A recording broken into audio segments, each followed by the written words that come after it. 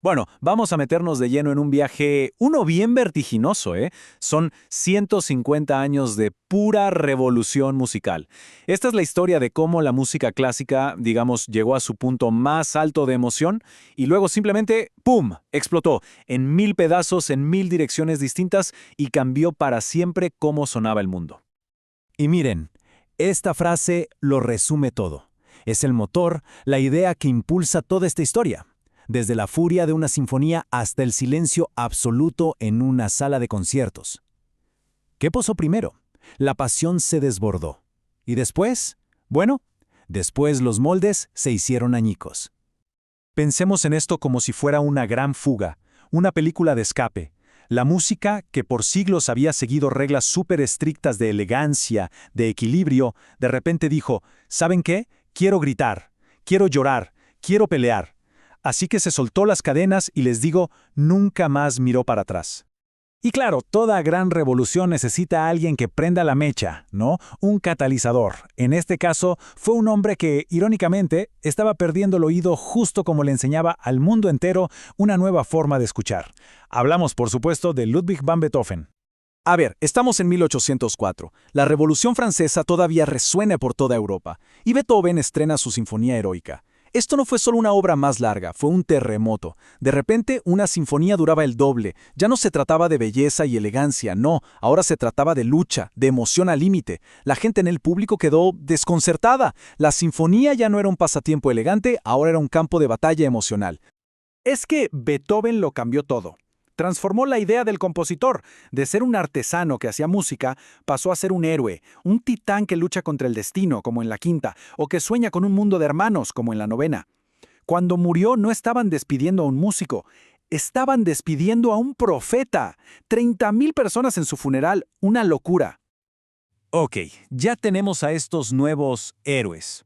Pero, ¿dónde se expresaban? Bueno, el siglo XIX les dio dos escenarios principales. Por un lado, la intimidad casi confesional del piano, y por el otro, el espectáculo masivo y grandioso de la ópera. Y en el piano teníamos dos caras de la misma moneda. Por un lado, Chopin, el poeta. Creaba estas joyas musicales, melancólicas, perfectas para los salones íntimos de París. Y por el otro, ¡boom!, Franz Liszt, la primera superestrella de la música, un verdadero showman que inventó el recital de piano como lo conocemos hoy. La gente se desmayaba en sus conciertos, un virtuosismo casi violento. Y en la ópera, la división fue igual de dramática, de polarizada. Verdi se convirtió en la voz de Italia. Lo suyo eran las pasiones humanas, los personajes de carne y hueso. Wagner, en cambio, Wagner tenía una ambición cósmica. Quería crear dramas mitológicos gigantescos que fusionaran absolutamente todas las artes. La idea central de Wagner era este concepto, esta palabrita alemana Gesamtkunstwerk, o sea, la obra de arte total. Él no quería escribir solo una ópera, quería crear una experiencia casi religiosa, algo que te transformara. Y para lograrlo, hasta se construyó su propio teatro sagrado en Bayreuth. Imagínense la ambición. Mientras todo esto pasaba, la sinfonía, esa forma que Beethoven había hecho tan heroica, se estaba estirando, y estirando hasta su punto de quiebre. Los compositores que vinieron después sentían que tenían que ser más grandes, más ruidosos, más épicos todavía.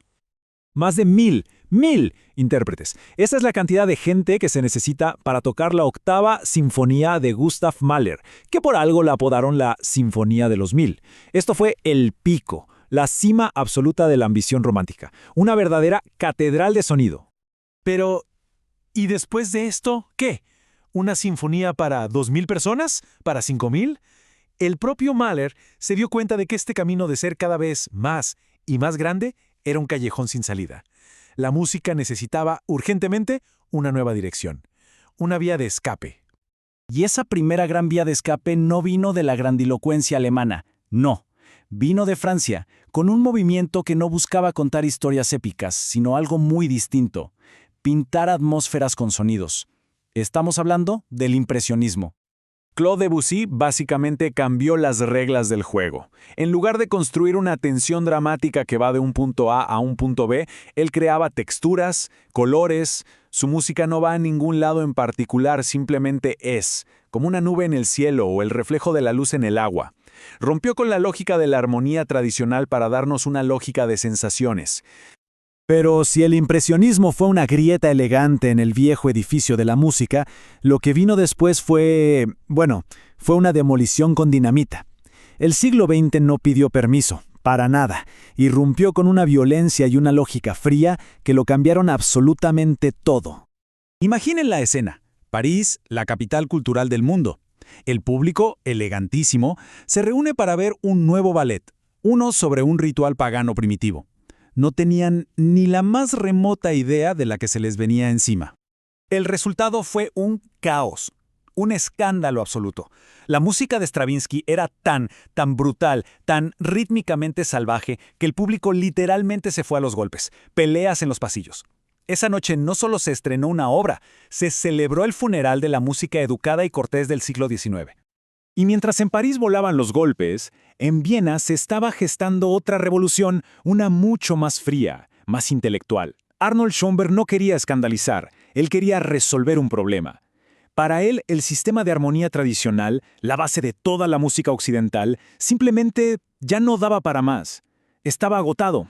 Así que, ¿qué hizo? Inventó un sistema nuevo. El dodecafonismo suena súper complejo, pero la idea central es crear una especie de democracia entre las notas.